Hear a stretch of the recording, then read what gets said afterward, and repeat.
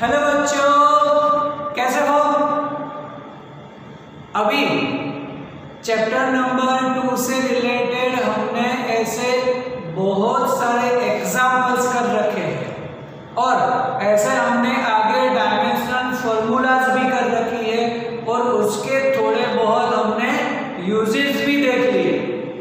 अब उसी से यूज जो है डायमेंशनल फॉर्मूला का यूज जो हम बोलते हैं कि कुछ भी हमें उसके यूनिट के रिलेशंस चाहिए तो भी कर सकते हैं हम using dimensional formula. We can check the given equation is right और रॉन्ग, और हमें कोई भी इक्वेशन हम डिराइव भी कर सकते हैं। तो उसी से रिलेटेड थोड़े एग्जांपल्स देखते हैं। जस्ट एग्जांपल नंबर 2.15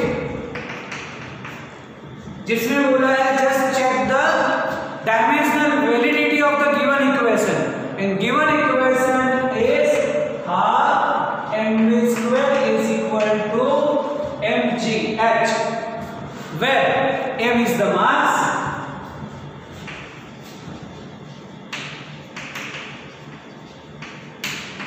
v जो है वो velocity, g is gravitational acceleration,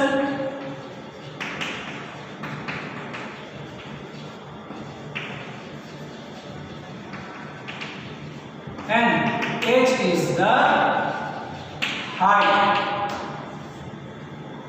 इतना कुछ हमें गिवन है and ask about the check the dimensional validity। the dimensional validity just use as a second, ऐसा ही हमें use to करना है, ऐसे बोलना है कि this one is the example of second use of dimensional analysis। First use है उसमें हमें यूनिट के कंपैरिजन करनी है, MKS and CGS, like 1 newton 10⁵ dyne, 1 joule is 10⁷ erg. This is the first.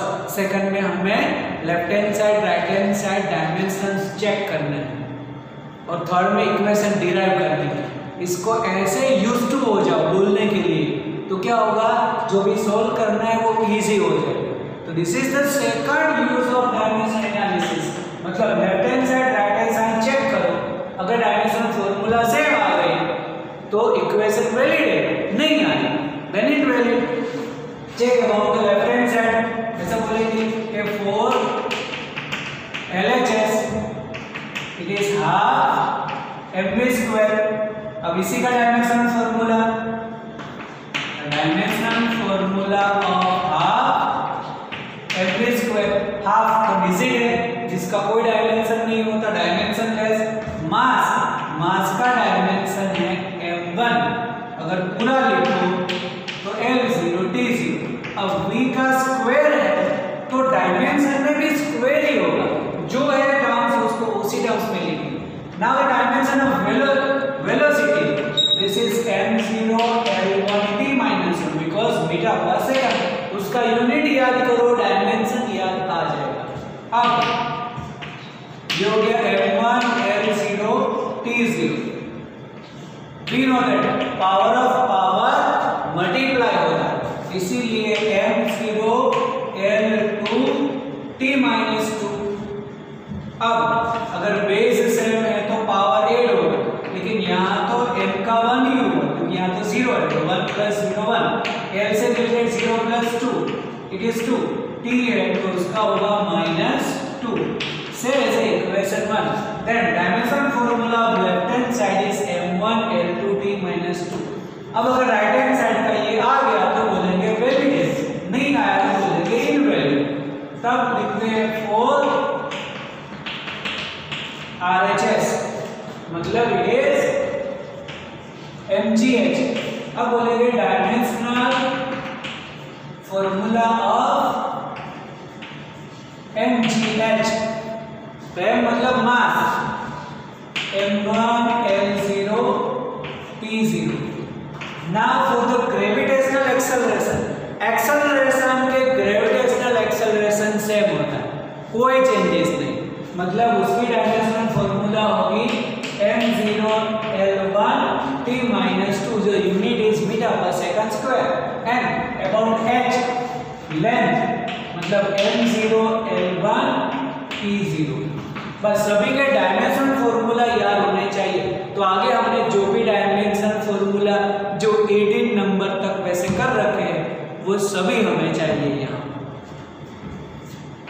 तो ये m1 होगा l का, ये 0 ये 1 मतलब 2, t के लिए 0 - 2n0 मतलब -2, क्वेश्चन नंबर 2। तो 1 और 2 को कंपेयर करो मतलब ऑब्जर्व करो तो वो तो सेम है। From equation 1 and 2 LHS is equal to RHS, therefore क्या बोलेंगे, half mv square is equal to mgh is dimensionally valid।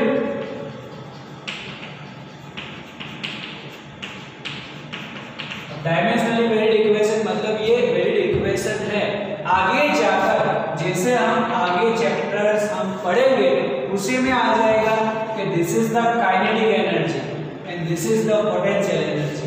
Energy always same होती है, कोई भी एनर्जी हो, काइनेटिक बोलो के पोटेंशियल, एनर्जी का dimension formula m1 l2 t - 2 होता ही है। तो इसको हमने प्रूफ कर दिया।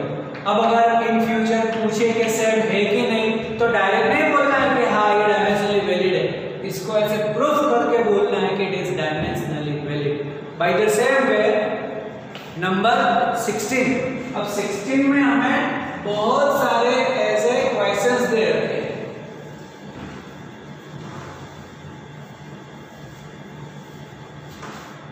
कि नंबर 16 जिसमें unit of joule as a KG metre square per second square है, वेलोसिटी का metre per second, acceleration metre per second square, ऐसा कुछ दे रखा है। और एनर्जी की इक्वेशंस दे रखी है बहुत सारी, उसमें से बोलना है कि कौन सी ऐसे सही है और कौन सी गलत है। तब फर्स्ट वन कि kinetic energy K is equal to m² v³ वैसे तो काइनेटिक एनर्जी की इक्वेशन होती है हाफ mv²। तो ये जो इक्वेशन है वो गलत है, लेकिन अब इसको हमें यहाँ पर प्रूफ करना है। देन काइनेटिक एनर्जी की तो डायमेंशन फॉर्मूला पहले ही लिख देंगे।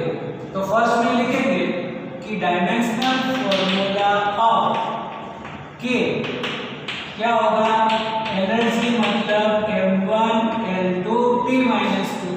अब यहाँ पर dimensional formula of m² v³ मतलब m का होगा m1 l0 t0 उसका स्क्वायर और v का क्यूब, तो m0 l1 t - 1 that is m2 l0 t0 and m0 l3 t - 3, क्योंकि पावर ऑफ पावर मल्टीप्लाई होता है, बेस सेम है तो पावर ऐड होता है। It is m2 l3 t - 3। ये तो वैलिड है ही नहीं, मतलब here K is equal to m² v³ K is not equal to m² v³, otherwise बोलेंगे नॉट वैलिड। ऐसे ही हमें सेकंड कुछ दे रखा है कि kinetic energy is half mv²। Kinetic energy का डायमेंशन फॉर्मूला हमने रेफरेंस के लिए बोल रखी है m1 l2 t - 2। अब यहाँ पर m × v² जो होगा वो वही हमें मिलेगा यहाँ पर। तो अब राइट हैंड साइड के लिए देखते हैं कि dimensional formula of half mv²। तो हाफ का तो कुछ डायमेंशन होता नहीं, मास का m1 n v का स्क्वायर है तो square m0 l1 t - 1 therefore m1 l0 t0 ये ये होगा m0 L2 t minus 2, then ये होगा m1 L2 t minus 2. This is the dimension formula of half mv square. Therefore क्या बोलेंगे, k is equal to half mv square is valid. ऐसे ही number 3 कि k is equal to ma.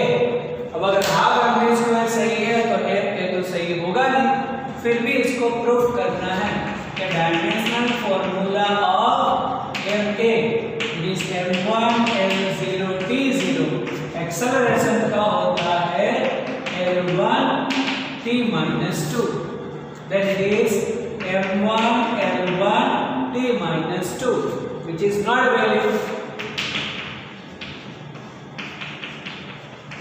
हाँ, अगर direct MCQ में बोला है ऐसे 4 ऑप्शन से रिलेटेड कि इसमें से वैलिड है या कौन सा नहीं है, तो तुम डायरेक्ट इक्वेशन याद करो, जो इक्वेशंस है सब वो सभी सही इक्वेशंस है, तो तुम्हें जो भी ऑड इक्वेशंस दिखे उसको बोल दो कि it is not valid.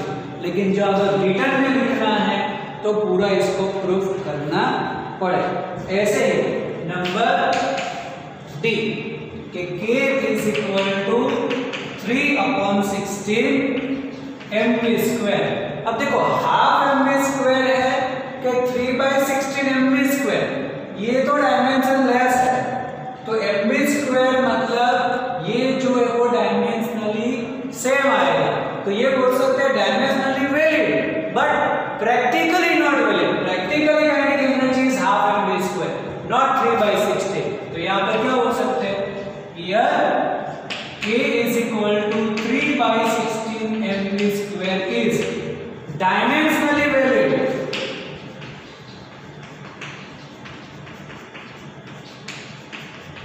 The dimensionally valid, but practically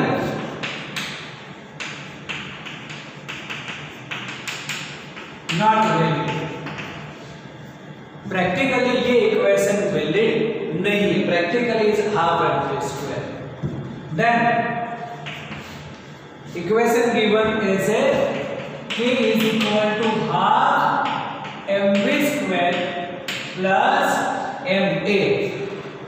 तो यहाँ पर ये इक्वेशन वैलिड है जो हमने यहाँ पर कर रखा है, this part is valid and this is not valid, मतलब गिवन इक्वेशन का कोई भी पार्ट इनवैलिड है तो बोल सकते हैं कि this one is not valid, क्योंकि हमने आगे ऐसे क्वेश्चंस कर रखे हैं कि अगर प्लस है बिटवीन या माइनस है, दोनों के डायमेंशन फॉर्मूला सेम होने चाहिए, मतलब दोनों के independent dimension formula left hand side जितने होने चाहिए, तो इसके है और ये जो है इसका तो डायमेंशन इससे इक्वल नहीं है, मतलब given equation is also not valid.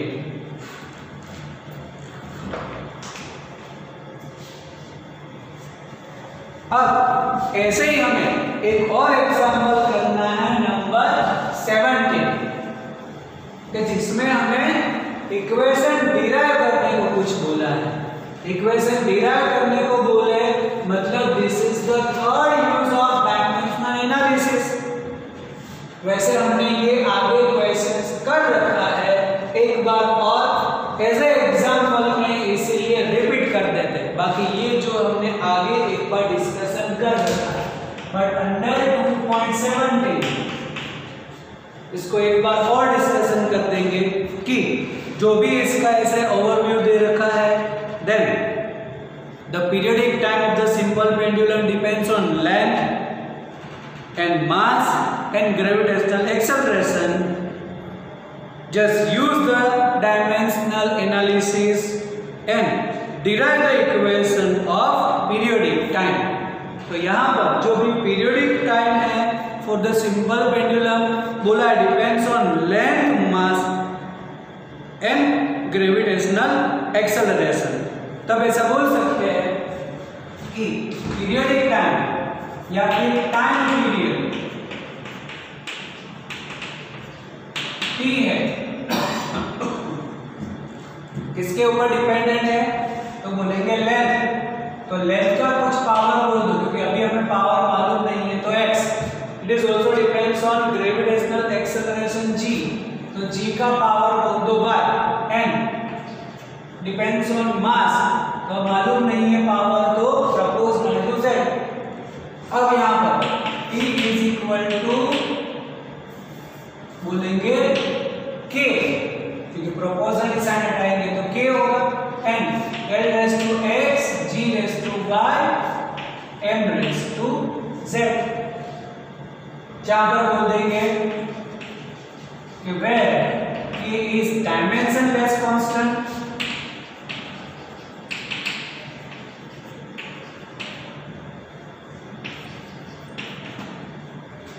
n जो x y and z है उसकी वैल्यू मिलेगी हमें बिलोंग्स टू r। बस अब सभी का हमें डायमेंशन फॉर्मूला लिखना है और इसको बोल दो equation number 1। Then dimension formula of left hand side time period मतलब t, the dimension is m0 l0 t1। ये जो यूज है थर्ड यूज जिसमें हम पूरी डायमेंशन फॉर्मूला लिखेंगे। l raise to x, power में गलती ना हो इसीलिए पहले इसका हम पावर लिखते हैं, तो x y z फिर हम भूल ना जाए इसलिए। नाउ लेंथ, तो length is m0 l1 t0। Gravitational acceleration मतलब acceleration l1 t minus 2 and mass m1 l1 l0 t0। Left hand side as it is. अब यहाँ पर पावर ऑफ पावर मल्टीप्लाई होगा तो m0 lx t0 m0 ly t minus 2y n mz l0 t0। अब अगर base same है तो हम बोलते हैं कि पावर एड होगा, तो यहाँ पर 0 m का 0 m का z मतलब m raised to z। For the l x y l0 मतलब x plus y, और t के लिए 0 minus 2y l0 this is minus 2y। जो भी हमने पावर मल्टीप्लाई किया बेस सेम है तो पावर एड होता है। तो left hand side right hand side अब m l n t बचा, यहाँ पर m l t in between equal मतलब सेम होता है, तो बेस सेम है तो पावर भी सेम होगा, मतलब कंपेयरिंग डायमेंशंस। अब अगर डायमेंशंस कंपेयर करें तो बोल सकते हैं z इज इक्वल टू 0। एक का आंसर हमें मिल गया, m raise to z m raise to 0, dimensions भी सेम है तो z इज इक्वल टू 0। ऐसे ही x plus y is equal to also 0। किसी की भी एक की वैल्यू मिलेगी तो दूसरा मिल सकता है। And minus 2y is equal to 1। Therefore, what we can say y is equal to 1/2। अगर y मिल गया तो ये वैल्यू यहाँ पे रखो। Using x plus y is equal to 0, y है minus 1/2, then x होगा plus 1/2। x y z की वैल्यू मिली, बोलो from इक्वेशन 1 ये इक्वेशन में वैल्यू रख देंगे x y and z की। then t is equal to k l raised to x, x है हमारे लिए 1/2, फिर है g y minus 1/2 and m raised to z वो तो 0। ऐसे किसी का पावर 0 मतलब वो होता है 1, तो ये तो हो गया 1 k l raised to 1/2। ये minus 1/2 है तो उसको हम डिनोमिनेटर में लिख सकते हैं प्लस 1/2 के टर्म्स में। प्लस है उसको ऊपर लिखना है तो माइनस आ जाएगा, और 1/2 है मतलब इसको रूट बोल सकते हैं हम। That's why t is equal to k under root l upon g। Practically k की वैल्यू होती है 2 पाई। Practical value of k is 2 pi. Therefore, t is equal to 2 pi under root L upon G. ये जो k है उसके लिए भी हमने आगे बहुत बार बोला है कि वो एक उसकी डायमेंशनल एनालिसिस की लिमिटेशन है कि k की वैल्यू हमें हर बार अलग अलग लेनी है, डिपेंड्स ऑन इक्वेशन। जो इक्वेशन है उसके हिसाब से अलग अलग लेनी है, तो उसके लिए हमें पूरी इक्वेशन याद होनी चाहिए। और टाइम पीरियड की इक्वेशन ऑसिलेशंस चैप्टर में आएगी, जिसको हम ऐसे उसके लॉज से हम प्रूव करेंगे कि t is equal to 2 pi under root L upon G, और वहां पर परफेक्ट इक्वेशन मिलेगी। यहाँ पर डायमेंशन से हमने किया, लेकिन उसमें k की लिमिटेशन है कि जो कांस्टेंट है उसके बारे में कोई इंफॉर्मेशन नहीं मिलती, तो वो हम उसको लिमिटेशंस में डाल देंगे। तो अभी यहाँ पर k की वैल्यू यूज कर दो 2 pi under root L upon G।